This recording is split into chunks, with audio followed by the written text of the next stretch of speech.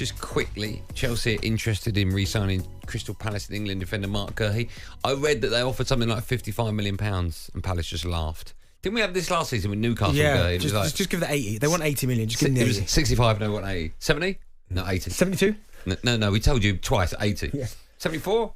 Arsenal manager Mikel Arteta says teenage attacking midfielder Ethan Nwaneri will be, and I quote, out for a few weeks with a muscular issue. That's a shame. He's a shame. He's a brilliant talented boy, isn't he? Yeah, really good. Just looks good. You know, sometimes a bit like Jack Wilshere used to look. You know, when the ball's at his feet, I and he's remember running Jack with it. saying he's probably the best kid he's ever seen. Coached. Yeah, you're right. He looks great. We wish him well with that. Former Forest defender Frank Clark and manager joined this morning's breakfast show. He said that his old side are in the title race. Well, listen, they have to be contenders because of the number of points that they've got already. And it's fine. It's wonderful. You know, the supporters are dreaming, and that's good. The players are really happy. They're singing and dancing after every win. And I like it when Nuno comes out of the dressing room and with his feet planted firmly on the ground and says, "I'm thinking about the next game." Are you thinking about the next game, Forest fans? Because if you are, Tuesday sees league leaders Liverpool visit your ground. What a win that could be. 03717223344. Coming over your say on whether or not Forest can win the Premier League. Lee's first up. Hello, Lee. Hi, boys. Afternoon. How are we doing? We are great. How are you?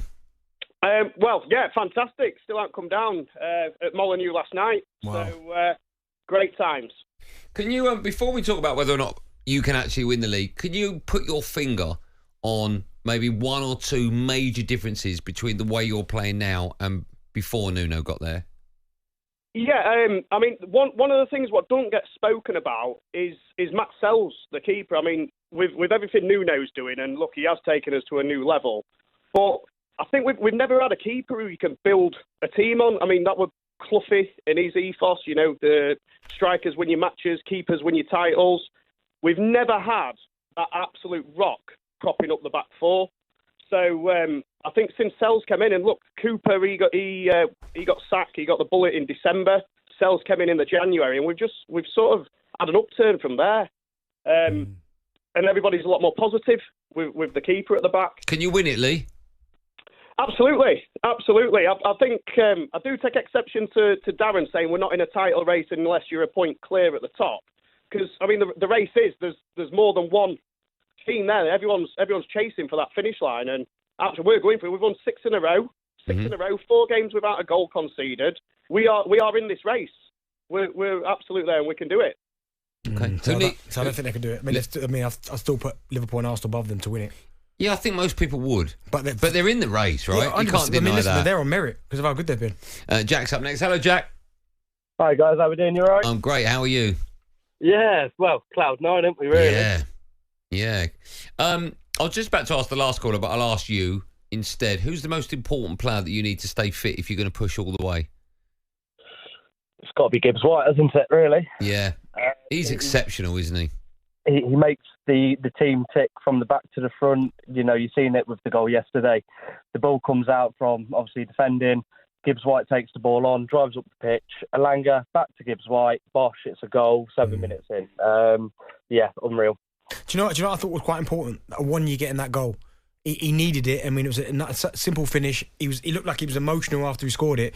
But the fact you've got him back scoring now, that maybe takes a little bit of the pressure off Chris Wood.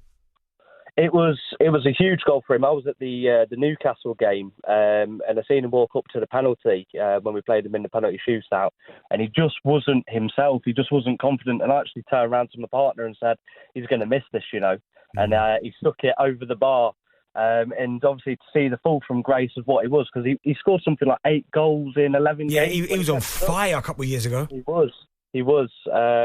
So, yeah, I was literally right in front of him at the game yesterday. So, yeah, I think, he was tearing up, wasn't he?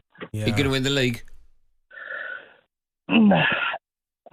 Depends how we perform against Liverpool on Tuesday. You beat Liverpool 1-0. You going to win the league? No. Okay, so what did you need to answer then for you to say yes?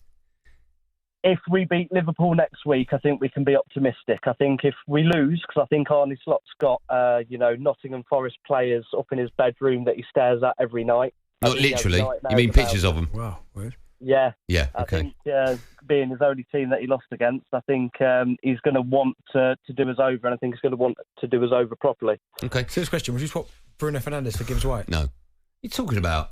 Okay, try No one on the planet would. Would you? All them boys I would. No, they wouldn't. You know? Oh, right. Yeah, but you're a Liverpool fan. We smashed it the weekend 2-2. Neil is a Forest fan. Hello, Neil. Hello, guys. How are you? I'm great. How are you today? Very well, thank you very much. Listen, I'll start with this. I wouldn't take 2 Brunos for 1 Gibbs-White. I'm not offering to. And I'm not joking either. The guy is an absolute legend. The way we play is so suited to Gibbs-White that we don't. It wouldn't work with Bruno. Legend? Did you say legend? He's an absolute legend. I mean, yeah, I think you can talk to Forest fans who've seen generations of footballers and European Cup winners. He'll be in the top 5, I think, of any player. Wow, he's so silly. Garibaldi. Absolutely. Gibbs-White is phenomenal. Absolutely phenomenal player. Sorry, top 5. You've got 11 that won the European Cup. You're putting him above 6 of them. I'm putting him in the same bracket as Stan Collymore, and I'll put him in not quite the same bracket yet as John Robertson, but he's getting there. He's absolutely brilliant. Des Walker? Brilliant to Stuart watch. Pearce? Yeah, these are defenders. These are great defenders. I'll put Murillo and I'll put Milenkovic pretty close to those 2 as well. Okay, maybe not Stuart Pearce, but the others. I mean, these are top players. And the reason I'm calling, actually, I mean, I don't think you said Bente. I think you said we play defensive football. That is not defensive. No, football. I didn't say that. I said you don't like the ball. Bente said it. Bente said they play defensive football, and when results turn, the fans will turn. I disagree. It's not defensive football. Look at the goals. Yeah, I get that, but yeah, that's defensive football. 39% possession is not attacking football. No, that's not defensive. That is attacking football. What, 39%? Hold on, the 92nd minute last night, we're 2-0 up away from home. We've got Ward-Prowse, we've got Awoniyi, and we've got Hudson-Odoi on the rampaging on the break. How's that defensive football? Because you're playing counter-attacking football. Counter-attacking football is defensive football. Counter-attacking football is not defensive football. Counter-attacking, listen to the word, attacking. Yeah, we attack on the. What about the word before attacking? Yeah, but counter, which means obviously you're drawing the other team onto you before you counter-attack them. Yeah, okay, which is defensive mind. Defensive. Okay, let me ask you a simple question, right? What percentage you say? Last time was 39%. Right. How'd you get to 39%? Because you sit off, you let them. Hold on. When you're sitting off, who's got the ball? Yeah, okay. But No. Hold on. Answer the question. When you're sitting off, who's got the ball? The other team. And what are you doing? Hold on. What are you doing when they've got the ball? Are you defending? We're keeping our shape. We're keeping our structure. Are you defending? We're getting ready to. Not necessarily. Actually, you're not defending. So when they've got the ball, you're not defending. No, because of that 61% they've got the ball. Yeah. I'm telling you, at least 25%, 30% is in their own half, knocking it about the back, and we're not pressing them because we'll let them get on with that. That's fine. Okay, let me ask you one more question then, right? So you don't play defensive football.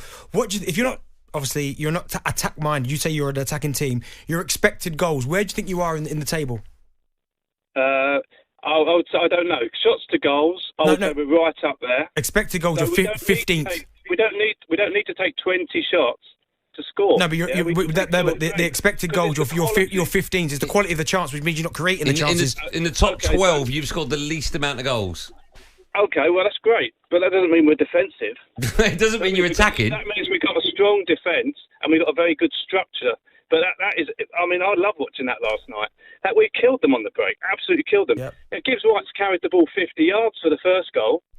Yeah, that is counter-attacking defensive football. But listen, it's working. Yeah, it is working. It is working, but it's certainly not attacking football, is it? 39% possession. talkSPORT Drive with Andy Goldstein. Monday to Friday afternoon from 4 on AM, on DAB, via the talkSPORT app and on your smart speaker. talkSPORT.